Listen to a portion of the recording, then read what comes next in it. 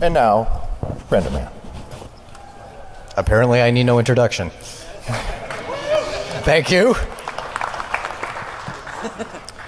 So, yes, few of you know me. I've been speaking for like 6 years. Who am I? Consultant, yada, yada, yada. Just got my CISSP. Decided to troll ISC squared and had Kevin Mitnick as my first work reference for that. That was fun. Written some books. I do training and stuff during the day. RenderLab.net's my site. Member of a few groups. I've been here every year since DEF CON 7, since 1999. There are kids running around that weren't even born when I first started going to DEF CON. I have the scars to prove it. It is scary how many years I've been here, and every year it gets better.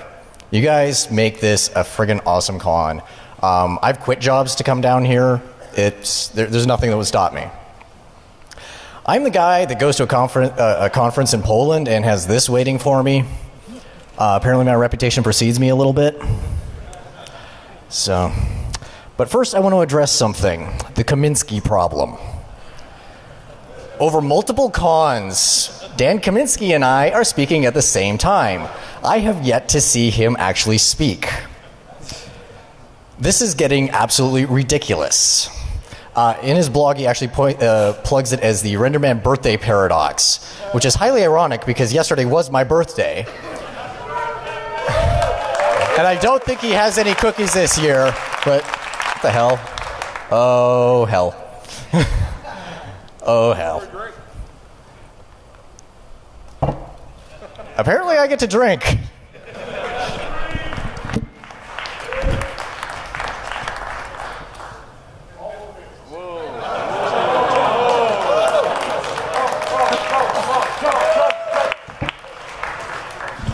Absolutely no one make a head joke. But basically I'm thinking next year, basically with Dan, I think we just need to find a way to really screw with DEF CON and any other con we end up at and speak together at some point and see how they schedule that one. Separate rooms. So, for this talk, I have to do some ass covering, and I have to thank the EFF for vetting this and giving me some suggestions as to what to say. For the love of SpongeBob, do not try anything you're about to see. We're talking about screwing potentially with commercial air traffic control and airliners in flight. This is not a natural tenable position for a human being, 500 miles an hour, 6 miles above the surface of the Earth. Use this information to make air travel safer. Use this to alert people that, gee, maybe there are other systems out there we should be looking at to protect ourselves. Think about how this happened and how we can make sure that future systems are built in a more secure manner. Because as you'll see, this is absolutely terrifying stuff, and this happens a lot. We as hackers have a unique insight. We think about things in terms of security. We always think about the outside. We always think about, that X factor, that thing that nobody else in the world seems to do. I mean, yesterday you had the chief of the NSA standing up here saying the same thing. Don't necessarily agree with everything he said, but the sentiment's there. We, as a group, have got to be more involved in the world.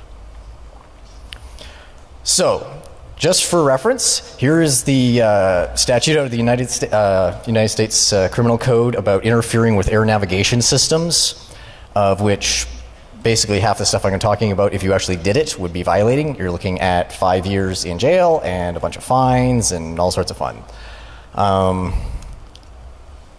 This talk is kind of weird. I want to be wrong. I want to find out that I am completely wrong about everything I'm about to talk about. I'm not a pilot. I am not an air traffic control operator.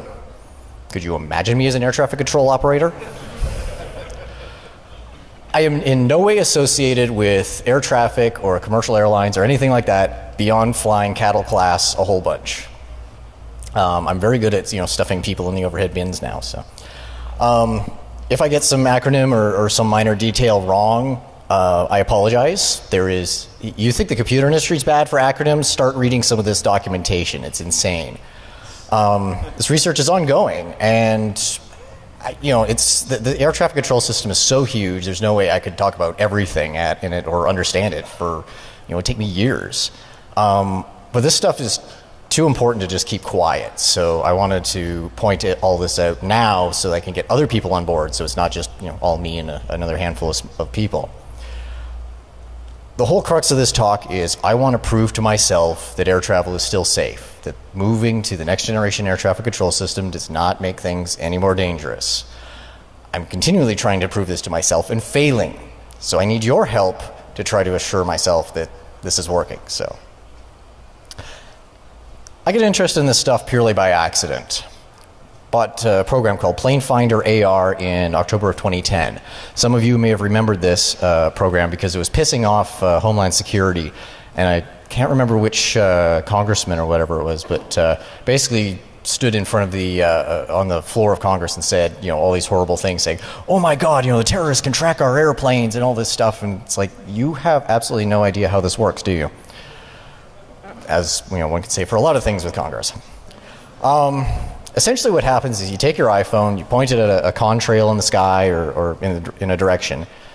It knows where you are, what direction and angle you've got it pointed at, and you're looking through the camera, and it overlays the flight information where the flight is.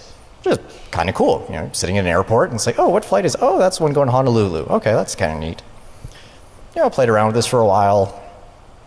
Started asking, okay, well, how does this work? Where are they getting this information? It can't all be just downloaded onto the phone or something. It requires a web lookup. So this led me to sites like planefinder.net, FlightRadar24, or Radar Virtual. Essentially what these sites do is they aggregate data from all over the world.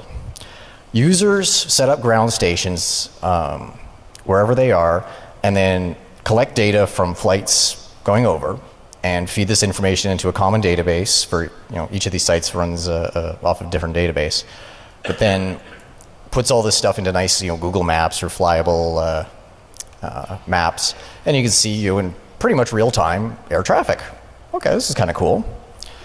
It's about 10-minute delay on that traffic, but still you can see what flights are coming in and out of town. Lots of interesting info. You can query and see, okay, what flight is this? Oh, that's the one to Honolulu. What kind of plane is that? Oh, 747, owned by these guys. There's a huge amount of information there, and this is really neat stuff. The sort of stuff that just a few years ago was unfeasible to think that we'd have access to. So it all went downhill from there. I've been vastly underemployed for a year, which means I have a lot of free time on my hands. Generally what I say is that when I get bored, bad things happen. What I have been doing a lot of is speaking. All over Canada, Europe, US. So I fly a lot. So I'm spending a lot of time at airports, which, considering my background in Wi-Fi, usually ends badly as well. But you sit around and you're thinking, well, at the Las Vegas airport here, you've got a flight landing every 90 seconds. That's an awful lot of metal, money, people moving around. How does this all work? How does this all fit together? You always hear about air traffic control, but does anybody really know how it works anymore? This is why I should always be employed, because I start thinking about this stuff. So I did some research. Air traffic control really hasn't changed much since the 1970s. So if you ever watch Airplane, wonderful movie, with the exception of the comedic elements, it's pretty much like that. Primary radar, the big radar dishes you see, rotating on top of the conning towers. Basically, they just send out a signal, bounces off metal, comes back. That's how you tell where something is. That's what they've been doing since the 1970s. They now have whoa, drinks are kicking in. They now have a transponder system, a secondary radar system. So as that radar goes out, it sends out a pulse that the transponder receives and then sends out a signal back with a transponder code as well as altitude information. So previously with primary radar going around, they knew the bearing and approximately the distance of the flight, but they had no idea of altitude. They didn't know anything. All of that was transmitted over voice channel. Now with secondary radar, you at least have some sort of tracking saying, oh, this is American Airlines flight, da-da-da-da-da-da. But there's still a huge amount of work required. There's still a lot of voice communication going back and forth. This interrogation only happens every few seconds, and when you've got something flying 500 miles an hour, its position changes really quickly. So you aren't getting as accurate a picture of what's going on in the sky as you think. The pilots get no benefit. Air traffic control knows where they are. The pilots don't. You know, any saying, oh yeah, you need to be careful, there's another flight over here, that all comes back from air traffic control. The pilots are essentially flying blind in a lot of ways. It's kind of scary.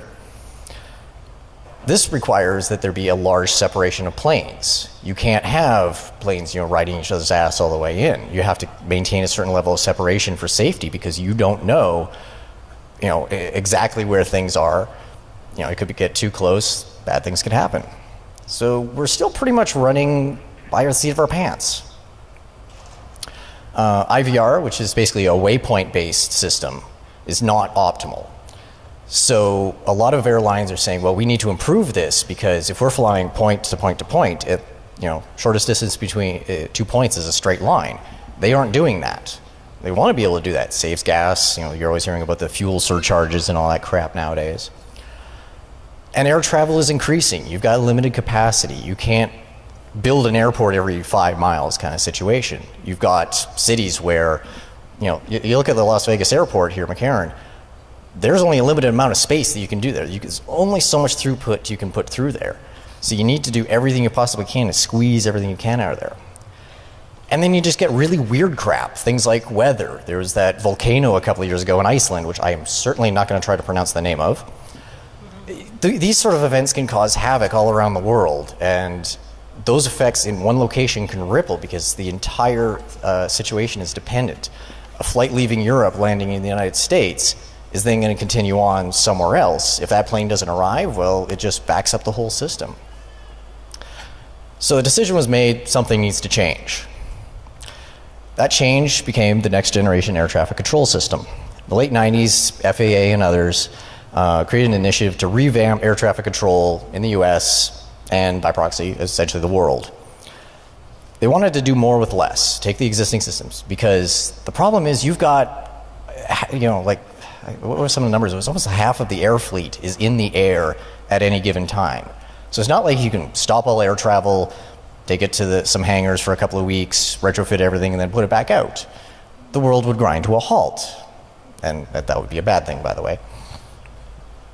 So they wanted to modernize this over a period of time, approximately 20 years.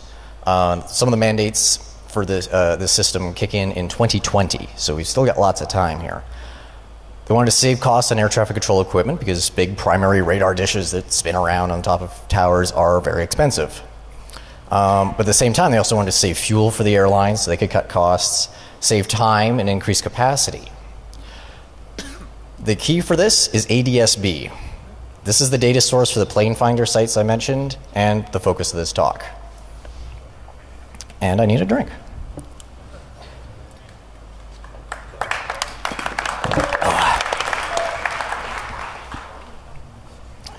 So ADS-B is Automatic Dependent Surveillance-Broadcast. Planes are now being equipped with GPS to determine their own position. They broadcast that over a 1090 megahertz link, or for smaller planes, 978 megahertz for general aviation, at approximately 1 hertz, so once a second. So you get a much faster update than you did with primary radar. This information contains the aircraft ID, altitude, position, and latitude and longitude, bearing, speed, all that stuff, airframe numbers, etc. This is received by a network of ground stations. Now these ground stations can be a lot more plentiful because they're a lot cheaper than a big spinning, rotating radar dish. This is particularly useful because you can also stick these ground stations on things like offshore oil platforms in places like the Gulf of Mexico, where there hadn't been primary radar coverage before because you couldn't put a radar dish there. So before it was, oh, plane is entering Gulf of Mexico. We can't track it for, you know, a couple hours while it's flying over, and then it pops out the other side. You know, sort of Bermuda Triangle thing. But now they can. The early pilots of this were in Alaska, where it's just a very mountainous region, that they needed to know exactly where they were, because on landing, you're basically going through this mountain valley. If you're a couple of hundred feet either side, you've got problems. The certainty of location allows flights to be a lot closer. If you know that a flight is here and another flight is here, your margin of error is a lot smaller. Apparently I'm offline. your margin of error is a lot smaller, and you can pack flights in, which means you can have more flights landing and increase your capacity. This protocol works in two forms. There's ADS-B out and ADS-B in. So, quick graphic here. You can see planes using GPS to determine the location, send a signal down to air traffic control. There's also some interplane communication, which I'll get to, and data coming back from air traffic control to the plane. So it's a lot more data being pushed around than previous systems. There we go. But when you start looking at the protocol itself, this looks like a lot like a network packet, doesn't it? So with ADS-B out, this is from the plane out to the world and out to air traffic control. No interrogation needed. This is the automatic part. Okay, that's getting annoying. Instead of the primary secondary radar system, planes just report their position via GPS. It's sent omnidirectionally, every direction, to the ground stations and other aircraft that are in the area. Air traffic control scope, used to be the big sweeping arm, going around in the old CRT tubes. That is now replaced, digital displays, and populated from this information. Uses 1090 megahertz for the commercial stuff, the big 747s, commercial airliners. General aviation uses another system on 978 megahertz, UAT. It's a slightly different link format, but effectively it does the same things. So, ADS-B in is information flowing into the plane, which is something that's fairly new. It's optional equipment that can be installed in aircraft. It allows them to receive these signals. It's not mandatory, but it's one of those, it's a nice to have. Because what it does is it allows planes to be aware of each other without air traffic control intervention. I am just going to say, go away. There we go. So suddenly you have plane-to-plane communication. You can say, hey, I'm over the Gulf of Mexico, but I know that there's another plane, not far off my starboard side. Starboard? I'm not nautical either. For UAT, for small aircraft that have never had weather radar, they're now able to get weather reports in from air traffic control. So this is awesome if you're flying around in your little Cessna. You can actually know what weather is coming up. You're not having to guess or look at forecasts, which are notoriously not the most accurate thing. The amount of situational awareness increases dramatically. This makes air travel safer. You know exactly where everything is around you. Less chance of collisions, etc. Also works for ground equipment, taxiing aircraft, other equipment on the ground. It is expensive, though. To put these systems into commercial airliners, $5,000 to $10,000 for just the broadcast out, up to $20,000 for in, because you got a whole new display panel that needs to be put in. This stuff ain't cheap. General aviation market is getting a lot cheaper. Nice little handheld GPS size units are out now. But the problem is, for a lot of the testing I was looking at doing, there's not a lot on the used market yet. So this gets to be a bit of a problem. This is as of 1:35 p.m. this afternoon, London. Gee, isn't there a really big event going on in London right now? Just looking at this, do you think it's a good idea that, the average public is able to look at something like this? So the hacker side of my brain took over when I was researching this protocol and how that, little app on my phone worked. You start looking at these things and you start thinking, well, how is this actually being transmitted? Like, what does the actual protocol look like? And as I showed you the packet there earlier, I couldn't immediately find anything where they had talked about how they mitigate potential threats about this. Every answer seemed to be trust us. Well, I don't trust easily. Previous experience usually means that they either haven't thought of those risks and are trying to cover it up, or they had thought of these risks and were just completely oblivious. I started digging and found out I'm not the only one. ADS-B is unencrypted and unauthenticated. Right there, that sound. I love that sound. Anyone can listen to 1090 megahertz or 978 for general aviation and decode the transmissions from the aircraft in real time. It's a really simple pulse position modulation it's not a very, they want this thing to be very robust because, you get a lightning flash or something like that. You don't want your signal scrambled. You want this to just go through. It's really simple stuff. There's no data level authentication of the aircraft. Just a simple checksum. You don't know that it actually came from that aircraft. There is some correlation with primary radar in this hybrid, time as they're transitioning. They're starting to implement multilateration in a lot of cases. I'll get more to that later, though. But I'm running a ground station at home, sitting on my desk, little box, Modest beast that records, that's hooked to a big, 4.5-foot antenna that takes in this ADS-B signal from the surrounding area, processes it, uploads it to the internet to some of these sites, and I'm able to look at my own, personal virtual air traffic. I'm able to see all the flight paths for the area around my home. And this is actually really interesting because there's times where, at 4 o'clock in the morning, this flight goes over when the airport's usually closed. I'm like, where the hell is that? Log on, able to see, oh, that's a FedEx flight going out to Montreal or something. I'm like, 5 years ago, the ability for me to check on the air traffic in my area without relying on anybody else, that's nuts. Others have been starting to look at this as well. Ryder Kunkel, DEF CON 17 and 18, did some talks where he briefly alluded to this. He was basically looking at existing air traffic control systems. I'm looking beyond that. Balint Sieber, Spench.net, has been doing a huge amount of research with software-defined radios and also with ADS-B and using those cheap RTL USB TV dongles, using those to actually become ADS-B receivers. USAF Major Donald McKelly found his graduate research project from a couple of years ago where he was researching this stuff. All of these people so far have not, if you read their work, had not found any mitigations for this. They were just saying, well, there's all these potential threats. Nobody's mitigating this. Nick Foster, SDR radio professional badass, has been doing a bunch of research in this and helped me out a great deal. But really, no one has come up with solid answers as to, is this safe or not? Everything's conjecture and hoping, and that isn't comforting. Largely a North American problem, because the FAA has demanded that their order came down, that this be all implemented, that every plane, and within certain criteria, be equipped by 2020. Europe is waiting until 2030.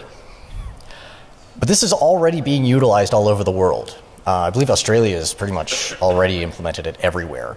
UPS has equipped all of their flights with ADS-B out. They were an initial test bed for the FAA.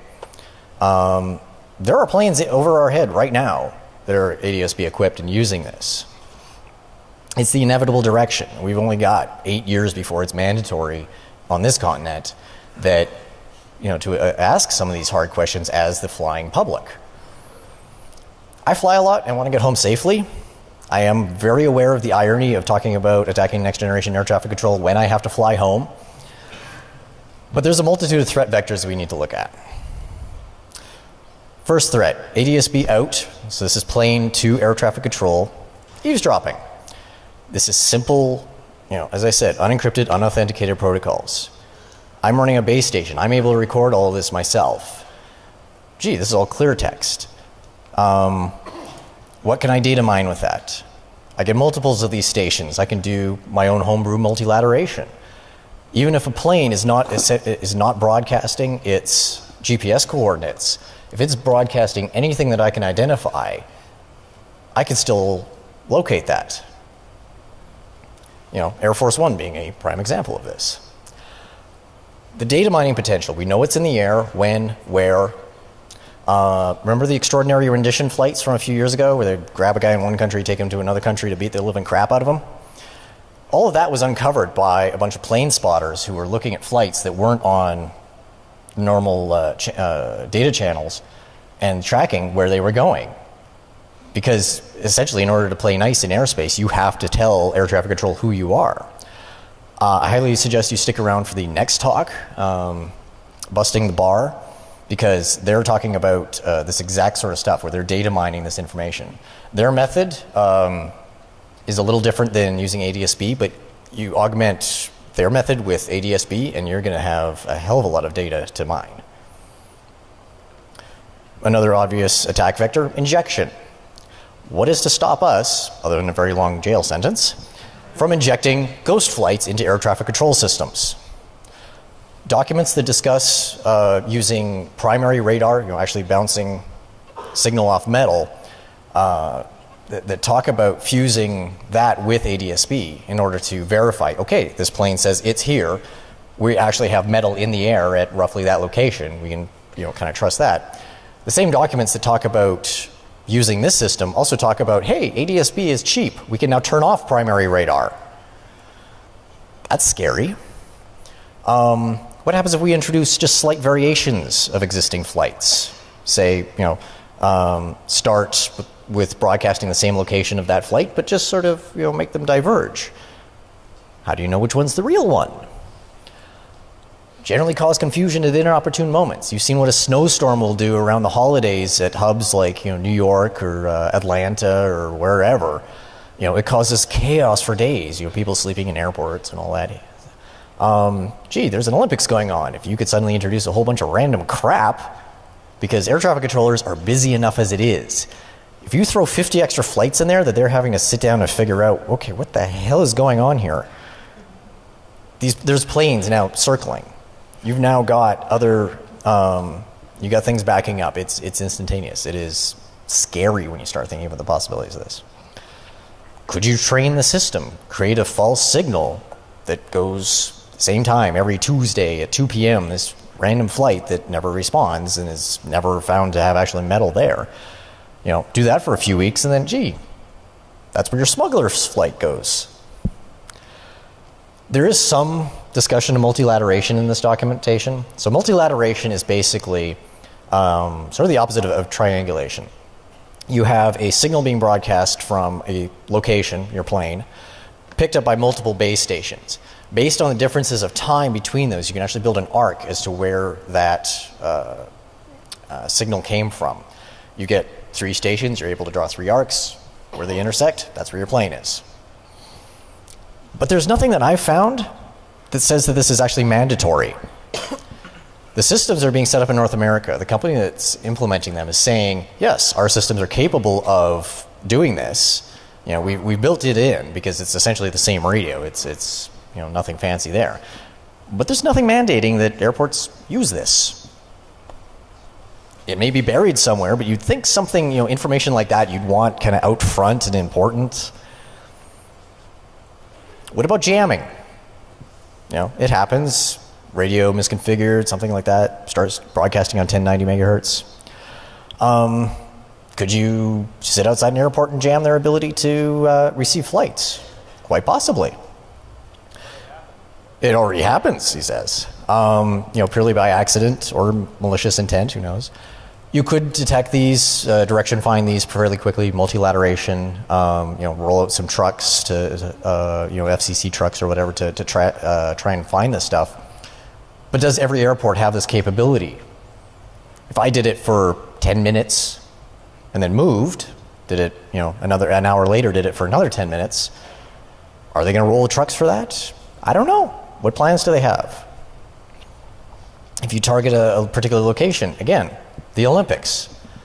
If you could jam London right as all the athletes and VIPs are coming in for an hour, imagine the amount of chaos.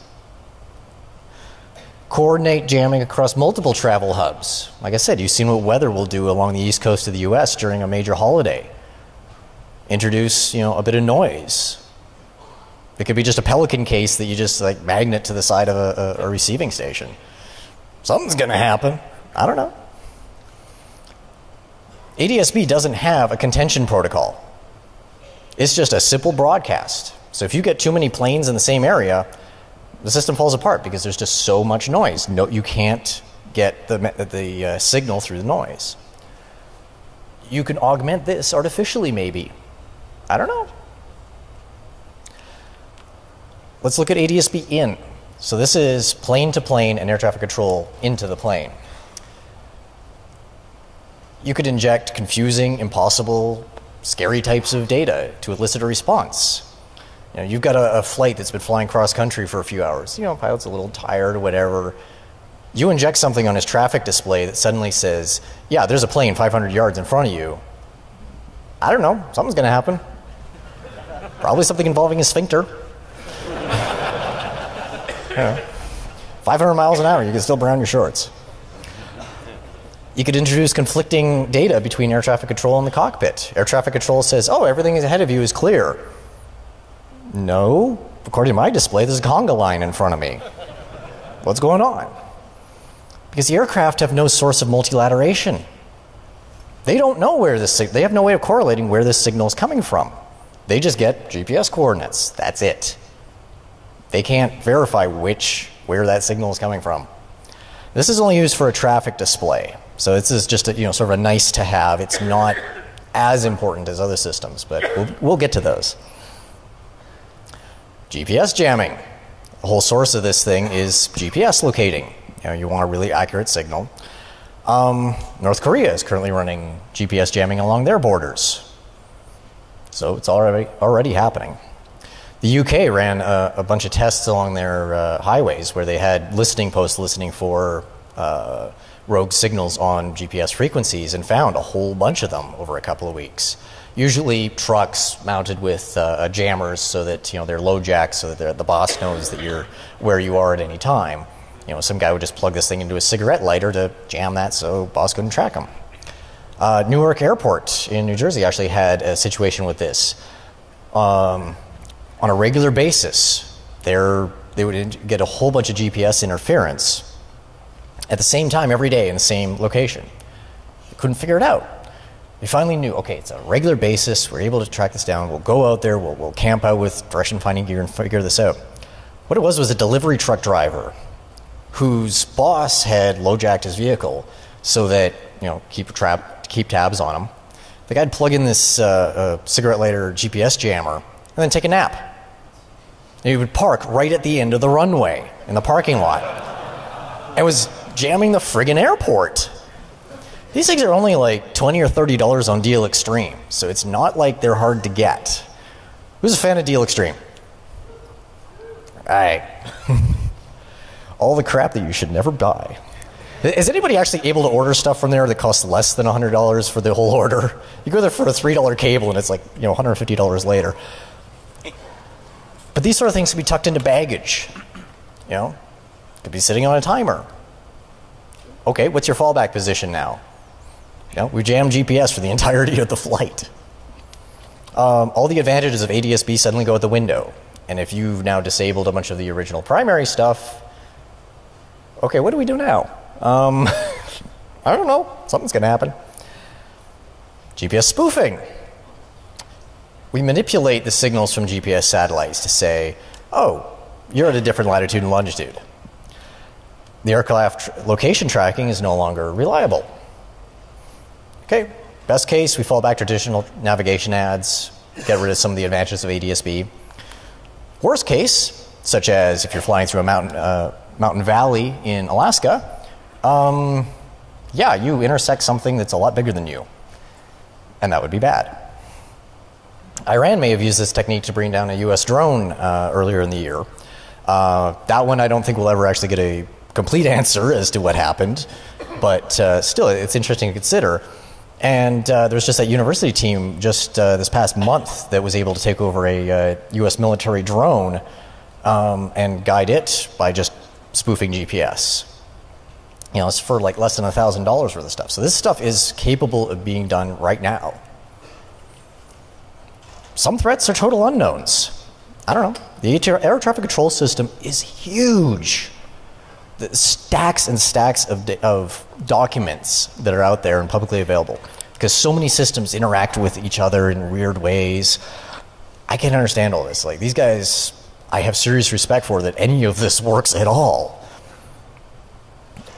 But things like, okay, so all these ground stations are networked together. Could I be sitting on the West Coast and inject something that shows up on the East Coast? I'm sitting in the West Coast, but my GPS that I'm injecting says East Coast. I don't know. I'd like to find out. Honestly, has anyone actually sat down and fuzzed a 747 or an air traffic control tower? There's data going in and out of there. Yeah, there's checksums and everything like that, but what happens when you just start spewing random weird crap at it? How does it deal with that? I don't know. We've got very mature networking protocols that still fail massively with basic fuzzing techniques. Is Chris Roberts in the audience? No? Okay. Chris Roberts, One World Labs. This man scares the hell out of me. Not just because he's in a kilt. His work, basically, he does stuff with, the onboard Wi-Fi on a plane, breaking that, and then finding an interconnection between that and the engine control system. So to where he's looking at the output of the Intellibus network for the engine that's outside his window while in flight. Look up his stuff. It is terrifying, the stuff that he has found. And then add all this ADSB stuff into it. From his work, how do you know that the chip level code that is being used in these implementations is actually what was originally submitted? A lot of the stuff's made in China. We're already finding situations where the code that's in the chip may not be exactly what was supposed to be there. Could this be used as a control channel? We now have data going in and out in a clear text fashion. If we have a particular change in the checksum or some mangle the packet in a certain way, could we now use this for controlling onboard malware on a plane? You hope that the engineers, the FAA, DHS, everybody else looked into these threats. But I actually had an interesting conversation yesterday where it was pointed out they're safety engineers. They're trying to get a plane from A to B operating under certain circumstances as safely as possible. Human life, the material cost of the equipment. They're not security engineers. They're not thinking, what if somebody decides to go do something completely random or horrible? What happens? Okay, they're thinking, if we fly through an area where there's some random interference, that's fine. But what about targeted, intelligent, slight manipulations of data? This isn't their normal operating thing. This is new to them. Not for us, though. We're sort of the opposite. They're safety engineers. We're security engineers. They're used to thinking about getting things safely and not thinking about security. We're used to thinking about security, definitely not safety. Says the guy with a bottle of Crystal Head here.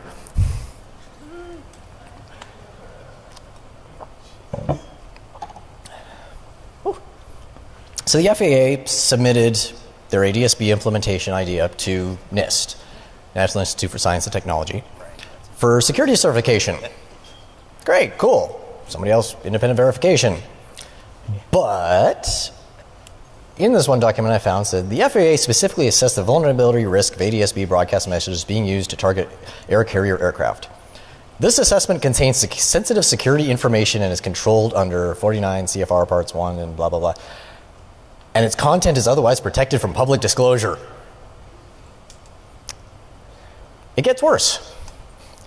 While the agency cannot comment on the data in this study, it can confirm the purposes of responding that the comments in this rulemaking proceeding that using ADSB data does not subject any aircraft to any increased risk compared to the risk that it is experienced today. This is comforting. Yes, we submitted it for security evaluation. We can't tell you if it was crap or not. What threats were they testing against? Did they think of everything? Maybe there's somebody in this room who could think of something else that I haven't, or that they haven't. Why not threats of tomorrow? Yeah. So how do we mitigate some of this? Multilateration is an obvious one. Time differential between signals, you can approximate the location of where that signal is coming from. But if you're relying on this, then what's the point of putting GPS and everything on the planes so that they know where things are? You just nullified all of your advantages. No indication that this is being used everywhere. What about if the data doesn't match? If I'm able to introduce, have multiple locations and potentially spoof ADSB, or spoof the multilateration signal, if I'm saying that there are two planes, same tail number and everything like that, at two different locations, how is the UI of the air traffic control system, how does this represented? What are the liabilities if I decide, this one's probably fake, I'm just going to not show it? but it's the real one. The response to most inquiries I've seen are, trust us. Yeah, no. Last time I ran into the language from that NIST test was RFID passports the US was looking at implementing. That turned out well, didn't it? Yes, we submitted this to NIST, but we can't tell you what the results were. I'm not trying to spread a bunch of FUD here. I'm trying to raise some awareness and pressure. I know that there are people from the FAA in the audience at the moment. I want to work with them. You know, I want to find out that this stuff is safe. I fly home in a couple of days. I want to know that this is safe.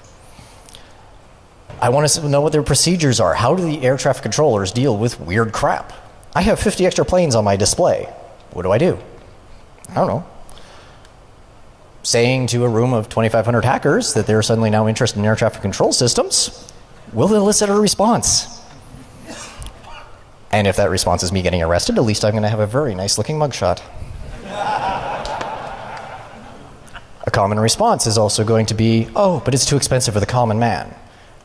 A $20 USB TV adapter can be modified to do basic ADS-B reception. Currently working with Dragorn, trying to get him to implement ADS-B in tracking with Kismet Nucor, so we can go war driving for airplanes. I got word while in the air en route to Poland that Nick Foster had actually implemented ADS-B out through GNU Radio.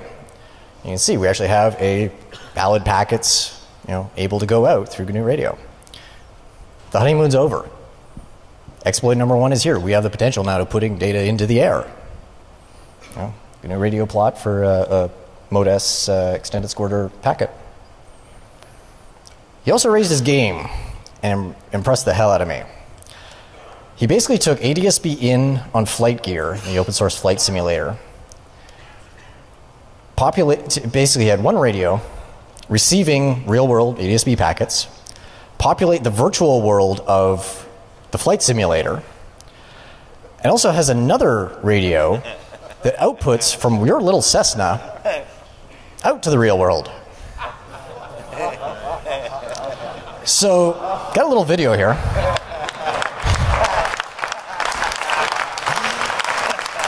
You can see on my right, Google Earth's display, that is the output from the real ADS-B receiver, the real world tracking. The virtual plane there, and at the bottom is the ADS-B data stream out. Now this was done in very controlled conditions, basically dummy load, two radios connected to each other. It wasn't actually put out into the air. But, as you can see,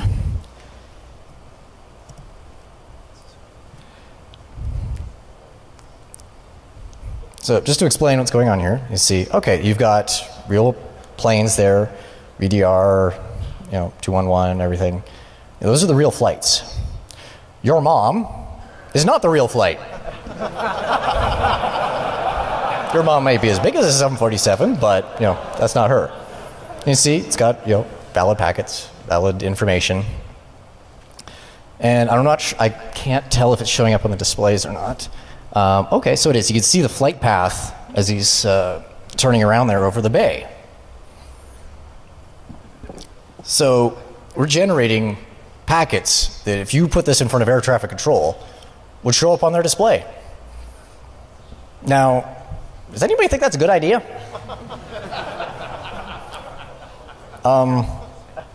What is he doing?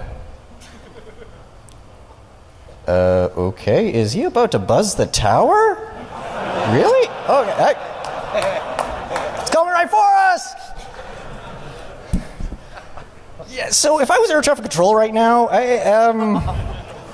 how fast would I be running?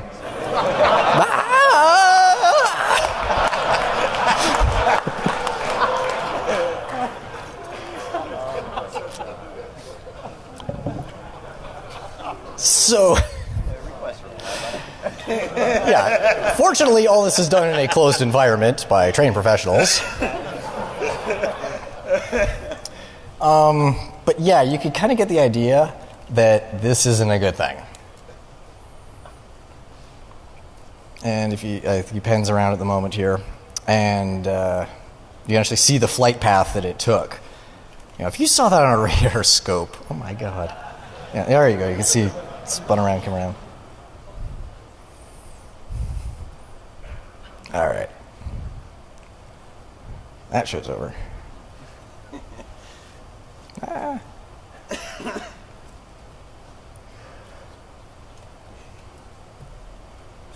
Come on.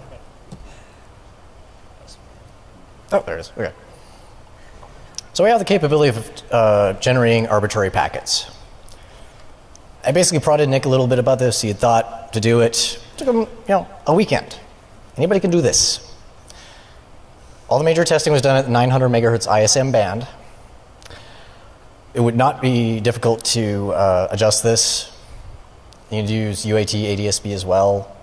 The next guys who do this might not be so nice. There are other things in air traffic control that scare me. Tailored arrival, where air traffic uploads a flight plan for landing to where they basically, pilot receives it, pushes a button, plane pretty much lands itself. Apparently this is also unencrypted, unauthenticated. Haven't looked into it, I can't confirm, don't quote me on that. The air traffic control system is huge and complex. Reading about one system leads you into a whole bunch of others. It's all tightly integrated. This will be mandatory by 2020. This will be the primary method of air traffic control. It's already used all over the world. There's still time to develop countermeasures, like not turning off primary radar. Basically, if anybody has a 747 or an air traffic control tower that we can borrow, let me know after the talk. I promise to return it in as good condition as I take it from you. But also, if you have access just to the avionics, we'd love to actually test this stuff for real. We want to find out. There's some suggested reading, a few documents I found particularly interesting, but there's a lot of information out there. And this is a very scary stuff to consider. Who's thinking about taking the bus home? We should be working on finding and solving these sort of problems. If guys like me can find this stuff, so can bad guys. Significant investment, billions of dollars has already been invested into this system. I want to hear your comments. I want to hear your ideas. I want to work together and research this stuff. But wait, there's more. Nick, get up here. So this is Nick Foster. This is the badass behind the video.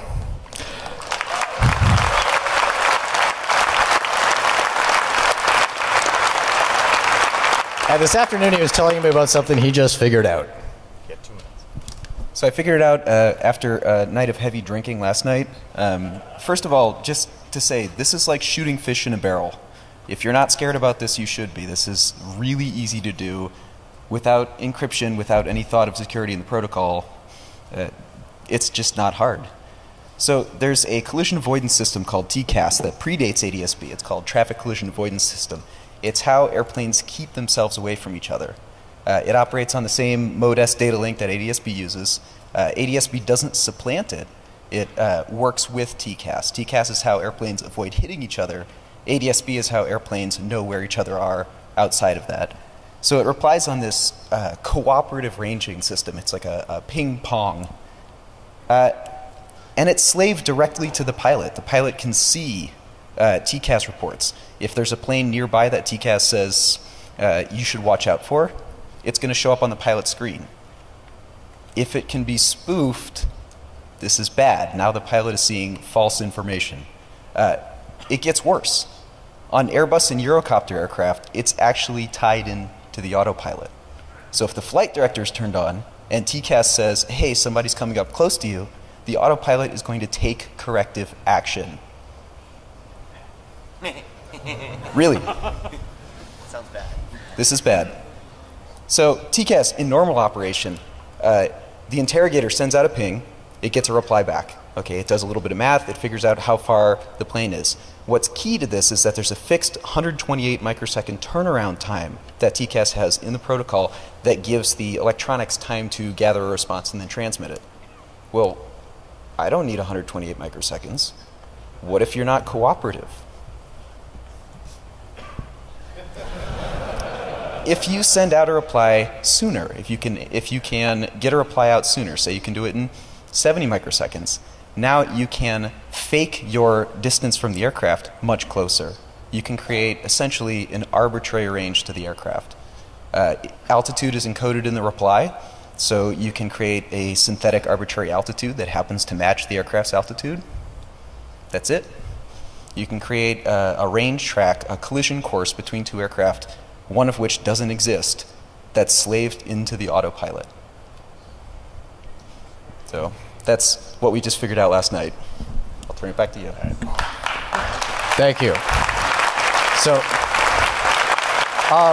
do we have time for questions? No. Okay, I think I know who you are, so... No? All right. So apparently Kaminsky actually supplanted me out of the Q&A room, so it's actually going to be in the hallway outside the Q&A rooms. So out this door, down the hall, left, down there, look for me. I'll hang out as long as it takes to answer questions. Nick will be here. Thank you, Nick. Thank you to the EFF. Please talk to us about this stuff. Communicate. Thank you.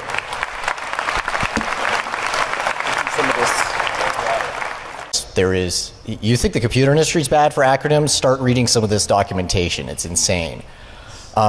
This research is ongoing, and it's the air traffic control system is so huge. There's no way I could talk about everything in it or understand it for, it'd take me years. But this stuff is too important to just keep quiet. So I wanted to point all this out now so that I can get other people on board. So it's not just all me and another handful of people. The whole crux of this talk is I want to prove to myself that air travel is still safe, that moving to the next generation air traffic control system does not make things any more dangerous. I'm continually trying to prove this to myself and failing. So I need your help to try to assure myself that this is working. So I get interested in this stuff purely by accident. Bought a program called Plane Finder AR in October of 2010. Some of you may have remembered this program because it was pissing off Homeland Security, and I can't remember which congressman or whatever it was, but basically stood in front of the on the floor of Congress and said, all these horrible things, saying, "Oh my God, the terrorists can track our airplanes and all this stuff." And it's like, you have absolutely no idea how this works, do you? As one could say for a lot of things with Congress. Essentially what happens is you take your iPhone, you point it at a contrail in the sky or in a direction. It knows where you are, what direction and angle you've got it, and how we can make sure that future systems are built in a more secure manner. Because as you'll see, this is absolutely terrifying stuff, and this happens a lot. We as hackers have a unique insight. We think about things in terms of security. We always think about the outside. We always think about that X factor, that thing that nobody else in the world seems to do. I mean, yesterday you had the chief of the NSA standing up here saying the same thing. Don't necessarily agree with everything he said, but the sentiment's there. We, as a group, have got to be more involved in the world. So, just for reference, here is the statute out of the United States Criminal Code about interfering with air navigation systems, of which basically half the stuff I'm talking about, if you actually did it, would be violating. You're looking at 5 years in jail and a bunch of fines and all sorts of fun. This talk is kind of weird. I want to be wrong. I want to find out that I am completely wrong about everything I'm about to talk about. I'm not a pilot. I am not an air traffic control operator. Could you imagine me as an air traffic control operator? I am in no way associated with air traffic or commercial airlines or anything like that beyond flying cattle class a whole bunch. I'm very good at stuffing people in the overhead bins now. So, if I get some acronym or some minor detail wrong, I apologize, because yesterday was my birthday, and I don't think he has any cookies this year. But what the hell? Oh hell! Oh hell! Apparently I get to drink.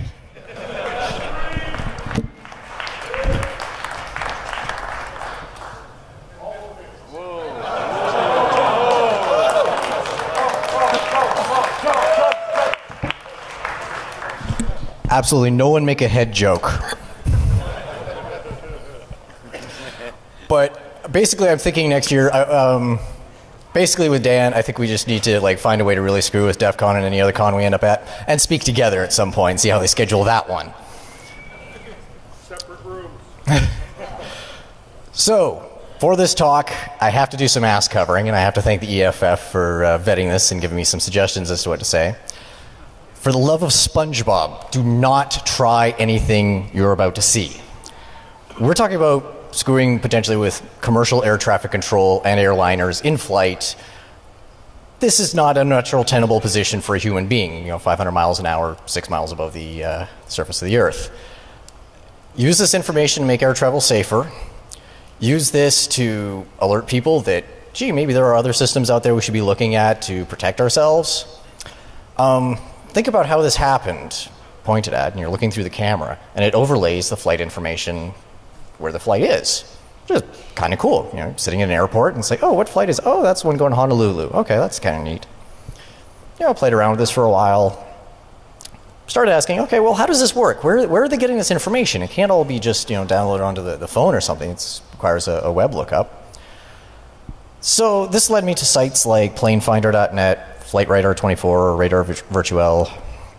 Essentially what these sites do is they aggregate data from all over the world.